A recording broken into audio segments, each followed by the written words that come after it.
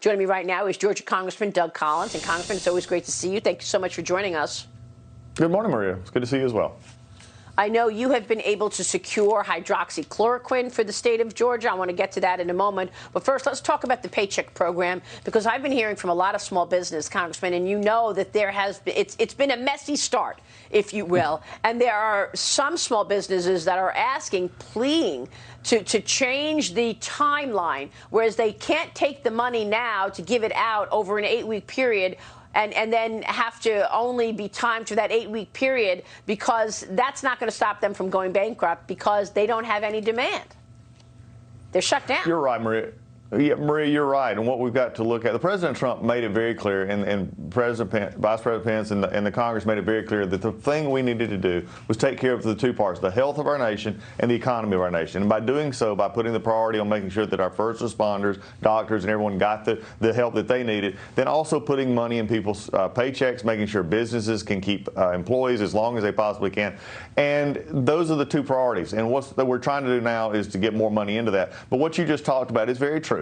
We took a program that was non-existent a little less than 2.5, 3 weeks ago and started that program. And there have been things that we have now found. I mean, there's nothing, a program this large, you would not find areas in which we need to make flexibility. And what I've been impressed with is the President and his team have tried to make these, as we have seen them come up, tried to make these arrangements with the Small Business Administration, with our banks, so that they can have the flexibility so businesses can stay in business, so that when we do come through the health part, the economy is going to be able to start back sooner rather than later. So how do you think we should reopen the economy, Congressman? And how should the country be balancing the scientific community's recommendations and the economic realities when it comes to reopening the economy? Do you have a plan? And what about testing, that we will know who's been testing, who's been inoculated when we get to that point? Obviously, we don't have a vaccine yet, in terms of making sure they know they're good to go back to work.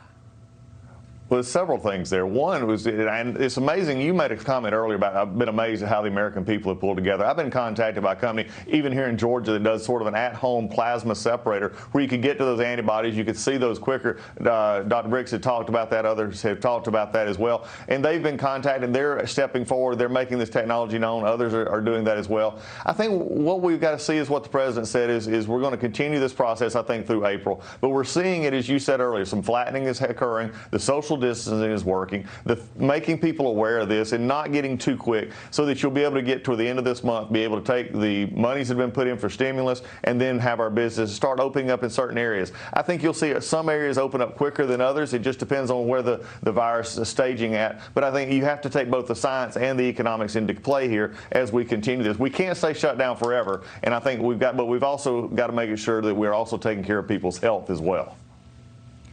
Is it realistic to think that we can start opening some parts of the economy next month? I think it's a possibility. I think you're going to have to continue to look at how the virus is developing and the hot spots that are developing, and are we still seeing growth in certain areas and how we can do it.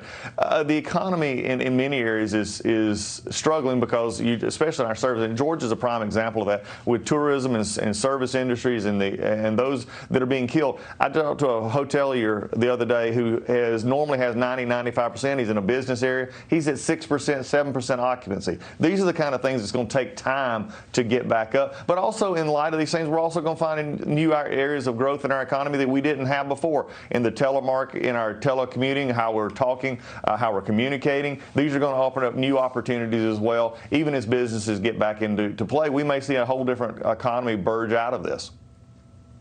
So, Congressman, what are you working on now in terms of this next stimulus package? Will there be a fourth relief package? Are you expecting that, and what should go in it?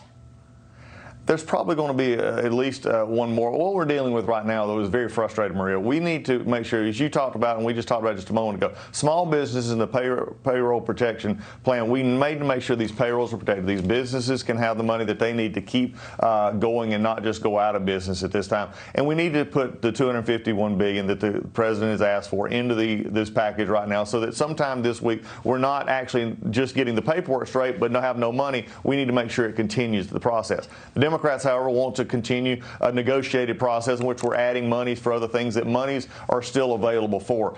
What we need to do is take this first step now. There will be more negotiations. Mitch McConnell, Kevin McCarthy, the president have always said that there's other things that we're going to have to keep working on, but we need to get this money in here now. Otherwise, businesses won't have the assurances after they get through the process that there'll be money available. We need to get that done now. Well, there's so many important things that you need to address, in particular the supply chain issues. I know Peter Navarro at the White House is working on this in terms of getting companies to come back, bring their supply chains here. This has been going on for 3 administrations, and I guess, you know, with all due respect, Nancy Pelosi and her colleagues have been looking for ghosts in the Russia collusion narrative for 3 years, and while doing so, they have completely missed the real bad actor here, and that's China, who's been eating our lunch for decades. Well, think about what you just said there.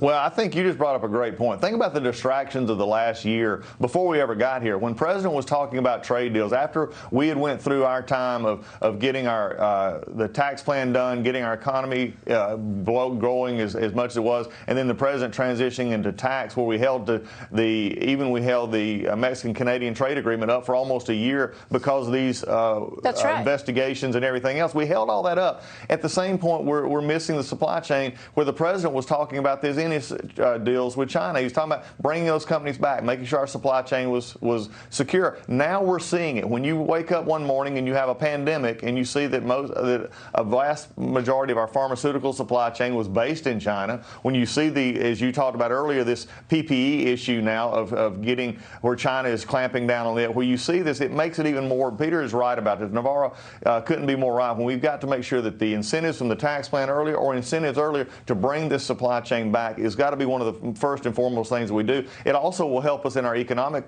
condition as we come out of this, because you're growing jobs and growing manufacturing here in the United States. But when it comes to our military supplies, when it comes to our pharmaceutical supplies, when it comes to the very things that we are now seeing that are in danger with this, we've got to put a priority on that. The President's been talking about this ever since he was sworn in. It's now time for Congress to put aside these kind of partisan squabbles and say, look, here's the real bad actors on the world stage. We've got to take an aggressive stance toward them.